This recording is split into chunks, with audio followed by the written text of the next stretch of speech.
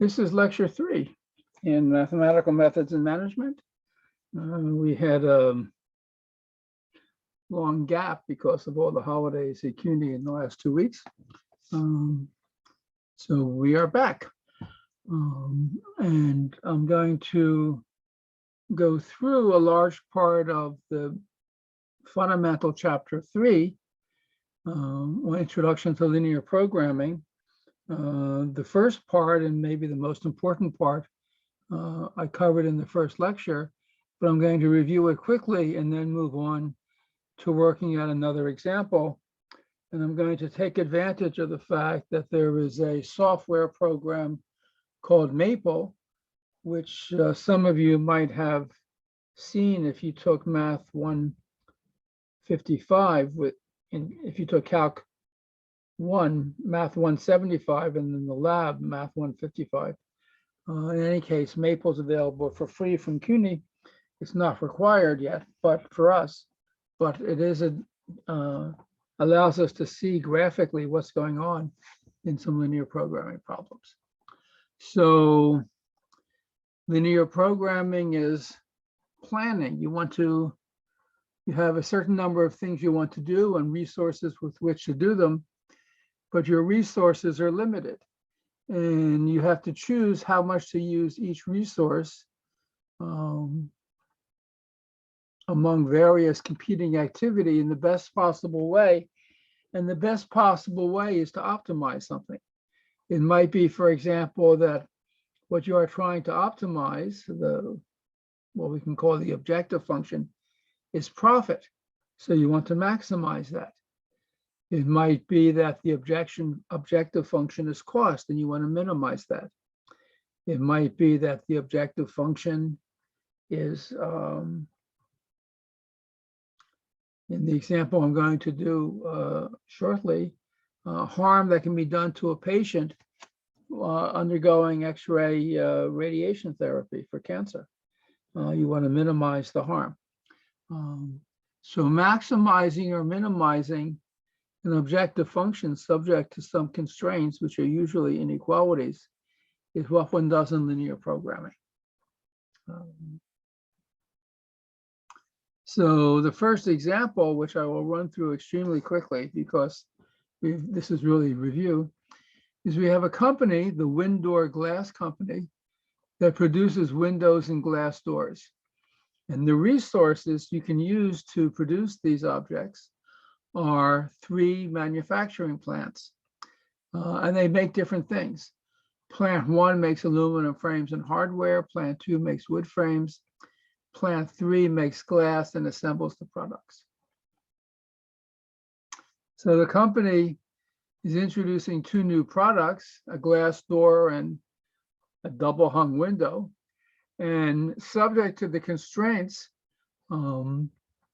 how many of each product do you produce to make the most money? Okay. That's what we want to do. So in this example, we're going to produce doors and windows in batches of 20. So the unit is going to be a batch of the product. And for our various resources, which are the 3 plants, we need to know how many hours of production time are available each week. For each batch of each product, we have to know how much time is needed in each plant. And to calculate the product, of course, we need to know the profit for each batch of the new product. So we're given the data that we need to set up the problem. For each of the first product 1, for each batch, it takes 1 hour from plant 1, and 1 hour from plant 1. No time from plant 2, but 3 hours in plant 3. And for each batch, the company earns $3,000. For product 2, we don't need plant 1 at all, but we need 2 hours from plant 2 and 2 hours from plant 3. So for each batch we produce, this tells us how many hours we need the use of our plants. But we don't have an unlimited amount of time available in the plant. For plant 1, they can only devote 4 hours to these 2 new products. Plant 2 can only devote 12 hours, and plant 3 can only devote 18 hours. So we set up our problem in the following way. So our decision variables, that is what we have to decide, is how many batches of each product to produce. So we let X1 be the number of batches of product 1 and X2 the number of batches of product 2. And Z is what we call the total profit per week in thousands of dollars. This is the objective function. And from this previous table, we see for each batch of product 1, we make $3,000. For each batch of product 2, we make $5,000. So in units of $1,000, X1 batches of product 1 generates $3,000 each. X2 batches of product 2 generate 5 times X2 dollars of profit. So the objective function is 3x1 plus 5x2. And of course, the bigger x1 and x2 are, the more money we make. But we can't make an infinite amount of either of these products because there are only a finite number of resources available. So we have some constraints on the values of x1 and x2. And what are the constraints? Well, let's see, let's go back and forth between this and the table. For plant 1, each batch of product 1 requires x1 hours. Each batch of product 2 requires no hours. So we only have 4 hours available. So x1 is at most 4. Right? You make x1 batches, that takes 4 hours from factory 1. That's all you have. For our second product, it doesn't use plant. It doesn't for our second plant, it's not needed for product 1, but it takes 2 hours for each batch of product 2, and 12 hours of time are available. So if we make X2 batches of product 2, 2 times that is how many hours we need from plant 2, and they're at most 12 hours, so 2x2 is less than or equal to 12. And then for plant 3, 3 hours for each batch of product 1, 2 hours for each batch of product 2, a total of 18 hours available. So 3x1 plus 2x2 is at most 18. So our constraints are these inequalities. And there's one other constraint, which is sometimes so obvious we forget to write it down, but it's very important. X1 and X2 are the number of batches you're making. You cannot make a negative number of batches. So X1 and X2 are both non-negative real numbers. They don't have to be integers. They don't have to be whole numbers, but they have to be greater than or equal to 0. And this is an example of what is called a resource allocation problem, which is the most common type of linear programming problem.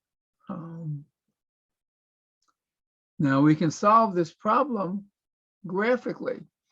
We'll look at the graph, a two-dimensional graph. Instead of using x and y for the axes, we'll call the axes x1 and x2, but that's really just a matter of choice when we're dealing with only 2 variables. And you want to find the different values of x1 and x2 that satisfy all the inequalities. That turns out to be this region in gray in this diagram. So we're only looking for x1 greater than or equal to 0 and x2 greater than or equal to 0. That means we're only looking in the first quadrant. And those 3 inequalities that we had, let's go back and take a look at them again. These are the 3 inequalities plus the non-negativity conditions.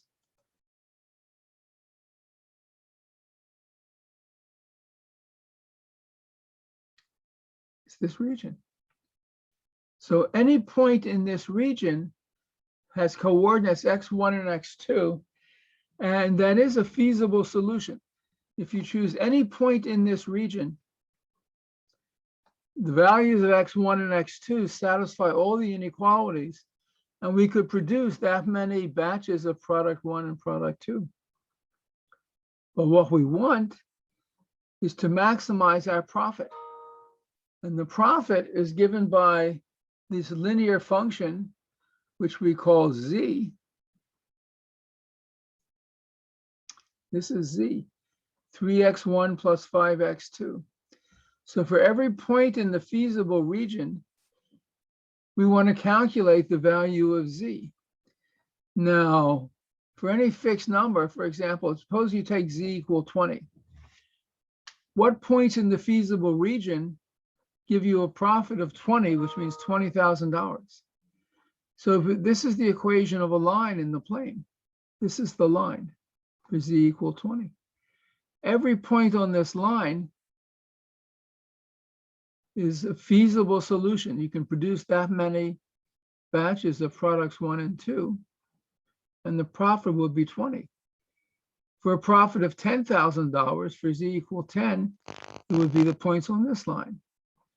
For any value of z, you get a line. These lines are parallel, because the slope of all of these lines, if you remember some high school algebra, is minus 5/3, is negative. And you want to find the line, and the bigger z, the higher the intersect on the y-axis. So you want to find the line that intersects the feasible region and hits this, the x2 axis as high as possible. And it turns it's exactly at the 0.26. So the 0.26, that means produce 2 batches of x1, 6 batches of x2, and your profit will be $36,000. So that's the solution to the linear programming problem. The value of x1, x2 that maximizes the objective function is the 0.2, 6, and the value of the objective function there is 36. So this is a basic and really the simplest kind of linear programming problem. And you had some homework problems solving problems like this, and there will be several more that are due in about a week. So if you have any linear programming problem, this is the language that we use, the general terminology and some examples. So there are certain resources that you have available. In the last problem, the resources were the time available in the three manufacturing plants. Other resources could be money, vehicles, personnel, types of machines, and so forth. Then you have certain activities that you can do. For example, in the previous problem, the activities were constructing a new door or constructing a new window. There were 2 activities. And what you had to do is choose the amount, the level of the activity that maximizes whatever your overall measure of performance is. In the previous problem, it was money, it was maximizing profit. So you want to decide what values of activities will maximize your objective function. So in the previous problem, the resources were the production capacities of the plants, and there were 3 plants. So these were the resources, and the number of resources, M, was equal to 3. The activities were producing the 2 different kinds of products. There were 2 products. So these were the activities, and there were 2 of them. And for each activity J, which is, that means for each product, X sub J was how many batches we would produce, the level of the activity, and the profit was Z. So this is the standard form of a linear programming problem. In these PowerPoint slides, for some reason it's an L. which is supposed to be just dot, dot, dot. Just means 3 dots in a row. So you're maximizing an objective function z, which is a linear function. Right? C1, but it doesn't have to have only 2 variables. It could have any number of variables. C1x1 plus C2x2 and so forth. And there were constraints, the x1, x2 up to xn, those are the decision variables. The AIJs, this is the amount of resources you need for each of the activities. So for example, for the first resource, 1 unit of activity x1 takes A11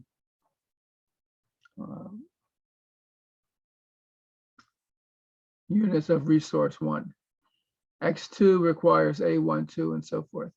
You have these linear inequalities and non-negativity conditions.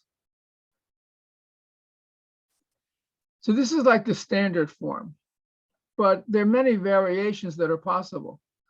For example, sometimes you don't want to maximize an objective function. Sometimes you want to minimize it. Sometimes your constraints are not of the form less than or equal to, but greater than or equal to, or even equal to. And what we're always looking for are feasible solutions. This means solutions which satisfy all the constraints. Now, not every problem has a solution. So it might be you set up a linear programming model and there is no solution. There's no feasible solution. But when there are, you look for the optimal solution, which gives you the most favorable, largest or smallest, depending on whether you're trying to maximize or minimize an objective function. And again, an optimal solution doesn't necessarily exist. In many cases, as we saw in the window factory problem, there exists an optimal solution, and it was actually one of the corners of the feasible region. Let me just go back, and here was the feasible region, this region in gray. What are the corners? There are 5 corners to this region: 0, 0, 4, 0, 4, 3, 2, 6, 0, 6. There are 5 corners to this region, and the optimal solution came at one of the corners, and that is a very common occurrence. Not necessarily always the case, but in many cases, the optimal solution will be a corner point feasible solution.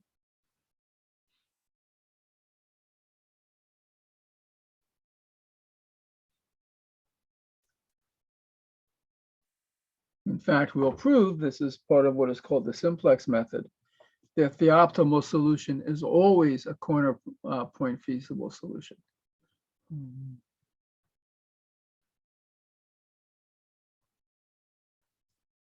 So in doing any linear programming problem, these are really real world problems. It's, if you're in the management consulting business and they call you in because a company has a problem, in order to use linear programming, there's certain conditions that have to be satisfied. There are 4. The first is called proportionality.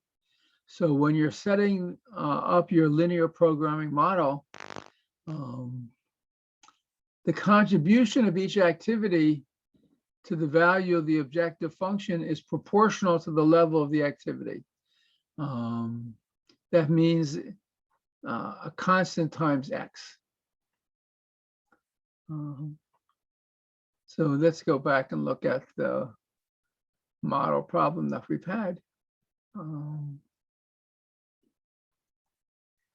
This was the objective function, 3x1 plus 5x2. So what activity 1 contributes to this objective function is proportional to x1, is 3 times x1. What activity x2 contributes is proportional to x2. It's 5 times x2. And the objective function was what we would call linear in x1 and x2. So that is the proportionality assumption. There's an additivity assumption, which is that every function that you see in the linear programming model is a sum of the individual contributions, like 3x1 plus 5x2 is additive. The divisibility assumption means that the decision variables, the x's that you have to determine, can be fractions or decimals. They don't have to be whole numbers. Activities can run at fractional values. And the last assumption in a linear programming model for a problem is that you have all the facts, that when you assign a value to a parameter, it's correct. You know what they are. And in the real world, that's almost never the case. You have to make approximations. But there is this assumption of certainty that once you finally write down the linear programming problem, the answer to the problem is in fact the answer to the real world model that you have. So this is the general idea behind a great deal of linear programming. Let's do another problem, a linear programming problem. This is in section 3.4 of the text. And it is a real world type problem, only it's simplified. Of course, we're just trying to understand the outlines of the method at this point. It's simplified in part so there are only two variables. So the problem can be solved graphically. So there is a patient named Mary who has cancer, and she has to be given radiation therapy. That means beams of X-rays are fired into her body, aimed at the cancer tumor with the hope of killing the cancer cells so she lives.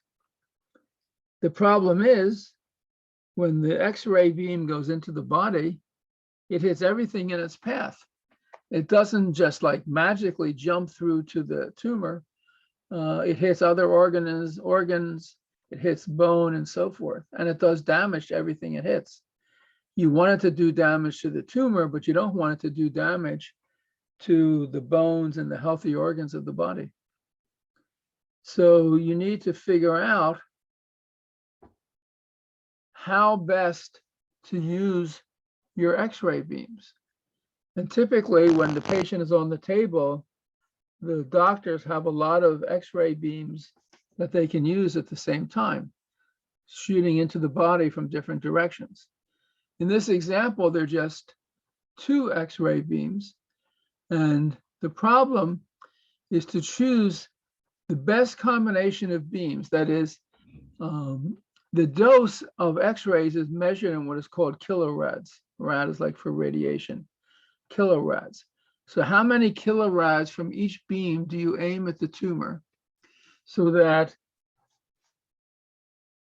the tumor itself gets hit at least a certain minimum amount, but you minimize how much other parts of the body are affected by the X-rays. So in this example, here is a table that gives us the activities, the resources, and the constraints. So our resources are two different X-ray beams, beam 1 and beam 2. And the table tells us for every kilorad of X-rays shot into the patient, how much goes where.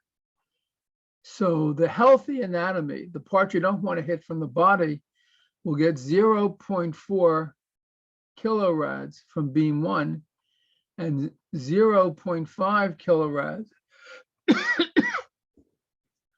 from each kilorad from beam 2. And we want to minimize the damage the X-ray does to the healthy parts of the anatomy. So our objective function, let me just jump to it here, is going to be 0.4x1 plus 0.45x2. This means for every kilorad of X-ray from beam 1, 0.4 hits healthy parts of the body. For every kilorad from beam 2, 0.5 hits the healthy part of the body. So if you use X1 kilorads from beam 1 and X2 kilorads from beam 2, the amount of radiation hitting the healthy part of the body is given by this objective function Z, and we want to minimize that. We want that to be as small as possible. You want to do the least damage to the healthy part of the body. Now, what can we say about what hits what? So let's just look at the tumor. For the tumor itself, for every kilorad from beam 1, half, 0.5, will go to the tumor. For every kilorad from beam 2, half, 0.5, will go to the tumor.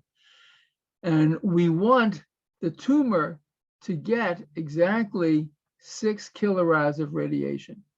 So 6 is how much radiation you want the tumor to get. The center of the tumor will get 0.6 kilorads from beam 1 and 0.4 from beam 2, and you want the center of the tumor to get at least 6 kilorads. The critical tissues, the ones that are healthy, you don't want to be damaged. For every kilorad,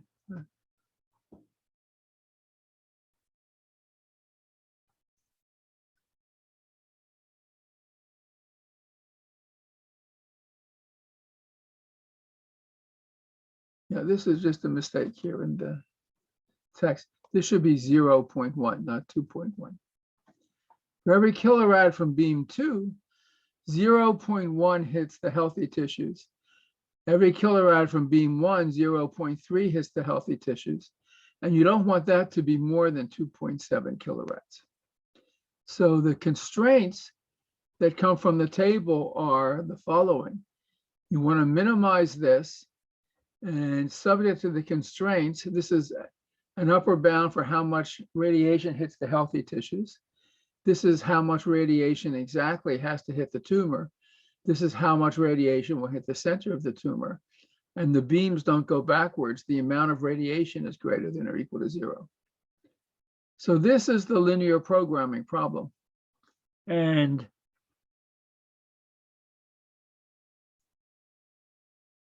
these 3 conditions, now notice, there is one less than or equal to inequality. There's one greater than or equal to inequality, and there's one equality.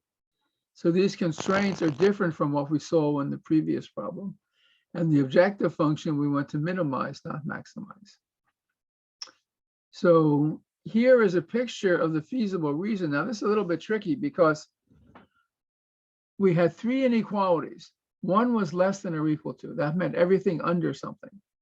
One was greater than or equal to. That meant everything above something. And one was inequality. That just means a straight line. So when you look at all the points in the first quadrant, because we have non-negativity conditions, when you look at all the points in the first quadrant that satisfy the constraints, those are just the points on this line.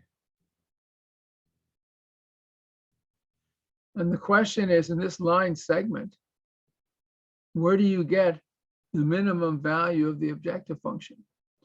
Now, the objective function was a straight line.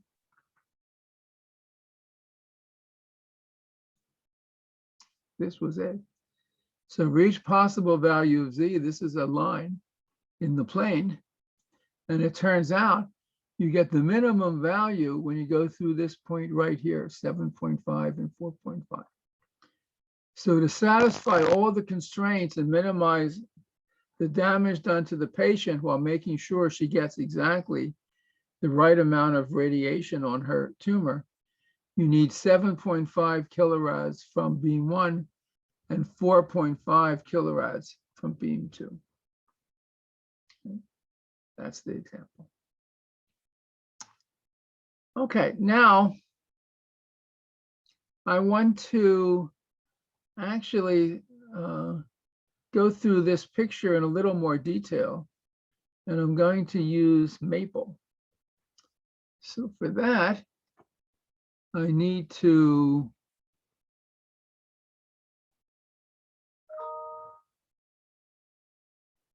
open up Maple.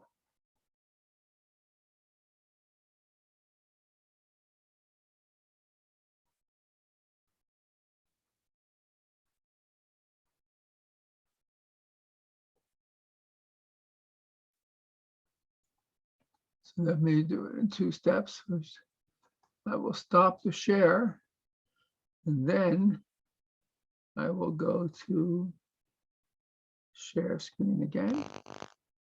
And this is what I want. Oops, no, it's what I want, but it's not there.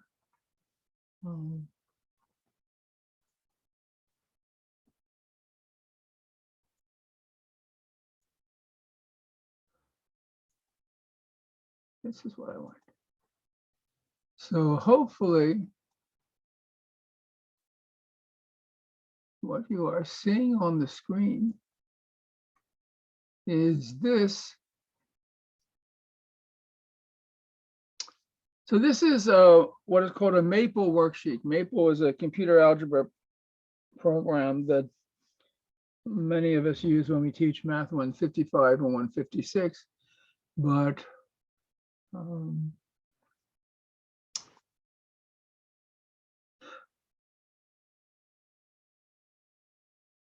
let me just get rid of this one.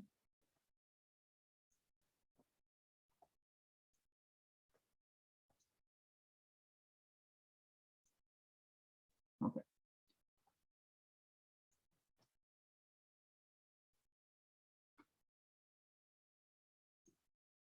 So the first inequality was 0.3x1 plus 0.1x2 less than or equal to 2.7. So this is what it looked like. I mean, in the first quadrant, at least, it actually goes up much higher, but let's see, let me try something. Even higher than that. Yeah. So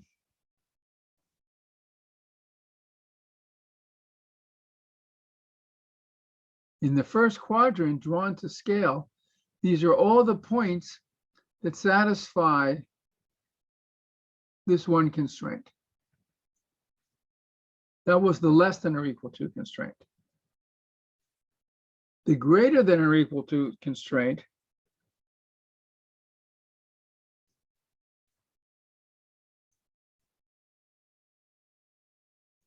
looked like that.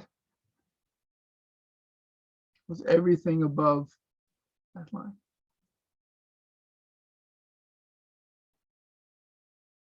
If we put the two constraints together, that's what it was. So everything above this line and below this line.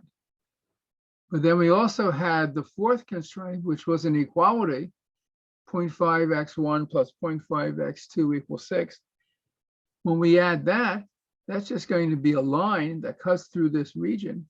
So everything which satisfies all three of those conditions, it's hard to see it right here, but it's just this line. Let me make this a little bit smaller. Yeah. So the constraints are everything on this line. Now, the objective function was the line z equal 0.4x1 plus 0.5x2. And for different values of z,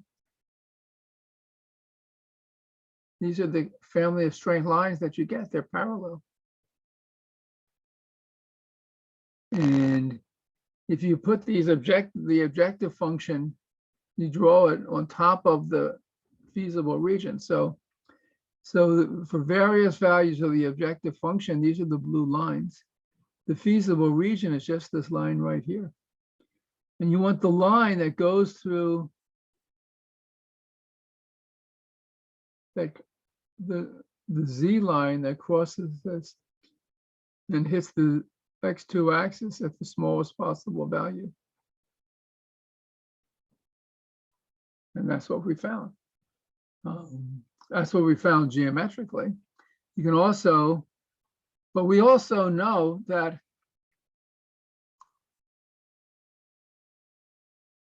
the optimal solution will be at a corner of the feasible region. Now, in this case, the corner of the feasible region is just this line segment. So the corners are the two endpoints, one here and one here. And